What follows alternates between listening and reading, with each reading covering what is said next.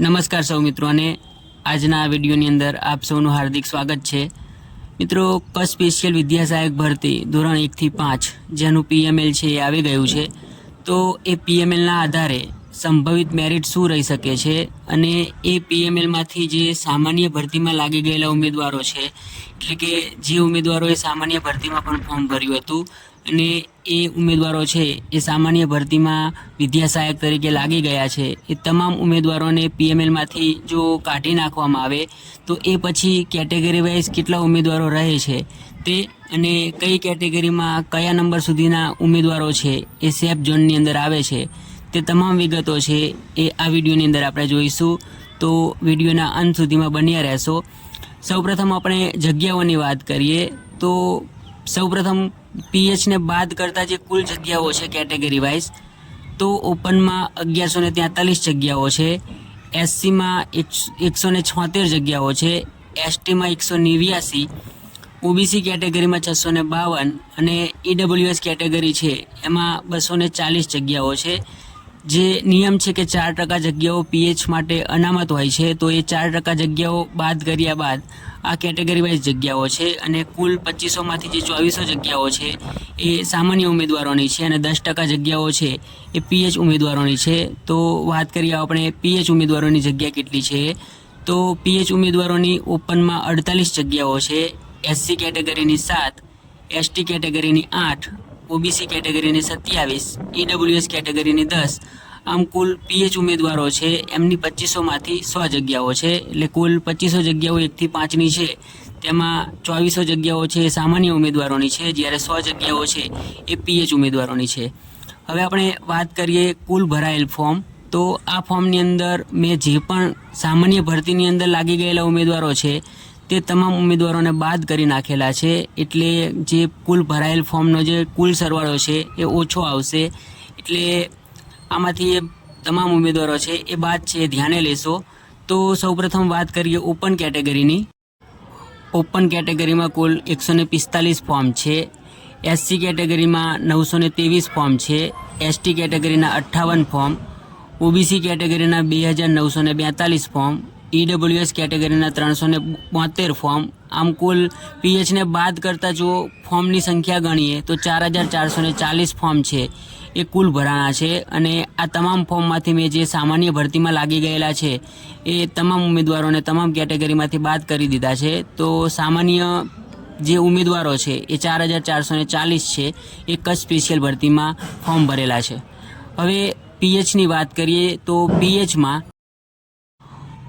Open કેટેગરીનું 1 form, SC કેટેગરીના 10 form, ST કેટેગરીના 3 form, OBC કેટેગરીના 24 ફોર્મ અને ઈડબ્લ્યુએસ કેટેગરી છે તેના 10 ફોર્મ ભરાણા છે। આમ પીએચની કુલ 100 જગ્યાઓ સામે 48 ફોર્મ છે એ પીએચ ઉમેદવારો દ્વારા ભરવામાં આવેલા છે। આગળ આપણે વાત કરીએ કે કઈ કેટેગરીમાં કયા નંબરના મેરિટ નંબર સુધીના ઉમેદવારો છે એ સેફ ઝોનની અંદર આવે છે। તો સૌપ્રથમ આપણે સામાન્ય ઉમેદવારોની વાત કરીએ। મિત્રો અહીંયા એ વાત ખાસ ધ્યાને લેશો કે આ જે કેટેગરી મેરિટ નંબર મેં આપેલા છે તે તમામ કેટેગરી મેરિટ નંબર એ રીતે લીધેલા છે કે જે સામાન્ય ભરતીમાં ઉમેદવારો લાગી ગયા છે કેટેગરીમાં, એ તમામ કેટેગરીના ઉમેદવારોને પીએમએલમાંથી બાદ કરી દીધા છે, એટલે કે એ તમામ ઉમેદવારો છે એ અત્યારે ચાલુ વિદ્યા સહાયક જે ભરતી હતી એમાં લાગી અને શાળામાં હાજર પણ થઈ ગયા છે, એટલે આ તમામ ઉમેદવારોને રિપીટેશન ના કરતા એ તમામ ઉમેદવારો મેં મેરિટમાંથી કાઢેલા છે, એ પછીના મેરિટ નંબર છે એ લીધેલા છે। તો ઓપનમાં તો જેટલા પણ ઉમેદવારો સામાન્યમાં હતા એ તમામ લાગી ગયા છે, એ છતાં પણ ઓપનના ફોર્મ કચ્છની ભરતીમાં છે। તો કોઈ એવા ઉમેદવારો હશે જે કચ્છના સ્થાનિક ઉમેદવારો હશે અને એ ફોર્મ ભરેલા હોય, તો ઓપનમાં જેટલા પણ ફોર્મ ભરાયેલા છે તે તમામ ઉમેદવારો છે એ કચ્છની ભરતીમાં લાગી જવાના છે।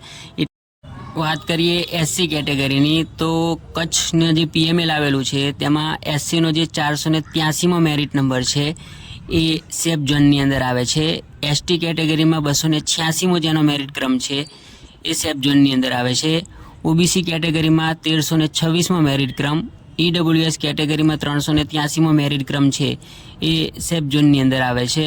મિત્રો આ તમામ ઉમેદવારો છે એ ઉમેદવારો મેં સામાન્ય ભરતીમાંથી જે ઉમેદવારો લાગેલા છે એ બાદ ઘણી મહેનતથી કાઢી અને પછી આ ઉમેદવારોના કેટેગરી મેરિટ નંબર ગણેલા છે, એ ધ્યાને લેશો. વાત કરીએ પીએચ ઉમેદવારોની કે પીએચ ઉમેદવારોમાં કયા મેરિટ નંબર સુધીના જે ઉમેદવારો છે એ સેફ ઝોનની અંદર આવે છે. પીએચ ઉમેદવારોમાં જે એસસીનો 1067મો મેરિટ નંબર છે એ સેફ છે. એસટી કેટેગરીમાં મેરિટ નંબર 256, ઓબીસી કેટેગરીમાં મેરિટ નંબર 3590 અને ઈડબ્લ્યુએસ કેટેગરીમાં 518 જે પીએચ કેન્ડિડેટ મેરિટ નંબર છે તે તમામ છે એ સેફ ઝોનની અંદર આવે છે. હવે આગળ આપણે વાત કરીએ કે સંભવિત મેરિટ છે એ ક્યાં સુધીનું રહી શકે છે. તો અહીંયા જે મેં મેરિટ આપેલું છે એ મેક્સિમમ મેરિટ આપેલું છે, એટલે કે આ મેરિટ જે આપેલું છે એની કરતાં મેરિટ છે એ ઓછું જવાની શક્યતા છે, પણ આ મેરિટ કરતાં મેરિટ છે એ અપ જશે નહીં. આ મેં મેક્સિમમ મેરિટ આપી દીધું છે. આના કરતાં વધારે મેરિટ છે એ નહીં આવે. જે અહીંયા મેરિટ દર્શાવેલું છે તે તમામ ઉમેદવારો છે એની જોબ છે 100% કન્ફર્મ છે. તો વાત કરીએ આપણે ઓપનની, તો ઓપનમાં તો જેટલા પણ ફોર્મ ભરાણા છે એ તમામ ઉમેદવારો છે એ આ ભરતીની અંદર લાગી જવાના છે. એસસીનું મેરિટ છે એ 66.9155 સુધી રહી શકે છે. એસટીનું મેરિટ 54.3086 સુધી રહી શકે છે. ઓબીસીનું મેરિટ 67.7968 સુધી રહી શકે છે. ઈડબ્લ્યુએસ કેટેગરીનું મેરિટ 66.7945 સુધી રહી શકે છે. તો આ હતી સામાન્ય જે ઉમેદવારો છે પીએચને બાદ કરતા તે તમામ ઉમેદવારોનું કેટેગરી વાઇઝ મેરિટ શું રહી શકે છે એ. અને હવે વાત કરીએ આપણે પીએચ કેન્ડિડેટની કે પીએચ કેન્ડિડેટનું મેરિટ છે એ ક્યાં સુધીનું રહી શકે છે. આમ જોવા જાવ તો જેટલા પણ પીએચ કેન્ડિડેટ છે એ તમામ ઉમેદવારો છે એ આ ભરતીની અંદર લાગી જવાના છે જેને પણ ફોર્મ ભર્યા છે. છતાં પણ આપણે જો મેરિટની વાત કરીએ તો પીએચ કેન્ડિડેટમાં એસસીનું જેનું 63.63 મેરિટ છે એ આ ભરતીની અંદર 100% લાગી જશે. એસટીનું મેરિટ છે એ 58.6476 સુધી જઈ શકે છે.